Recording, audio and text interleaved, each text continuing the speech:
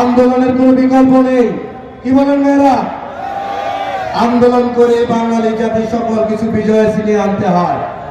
অতএব 11 থেকে 20 গ্রেডের কর্মচারী ভাইরা যদি আগামীতে আমাদের কর্মক্ষেত্র থেকে শুরু করে প্রতিটি জায়গায় কর্ম বন্ধ করে দেয়, অটোমেটিকলি আমাদের দাবি মেনে নিতে বাধ্য হবে।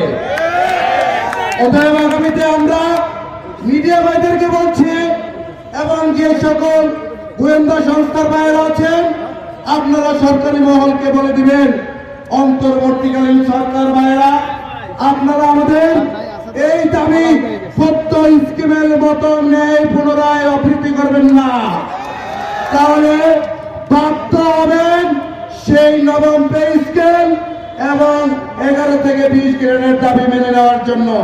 সকলকে ধন্যবাদ এবং সেই সাথে ধন্যবাদ ঢাকা বিশ্ববিদ্যালয়ের পরিবারের কর্মচারী সমিতির, কারিগরি সমিতির, ছাত্র ইউনিয়নের সকল সহকর্মী ভাইদেরকে এবং 11 গ্রেডের নেতৃবৃন্দ ভাইদেরকে। সবাই ভালো থাকবেন, সুস্থ থাকবেন। আসসালামু আলাইকুম।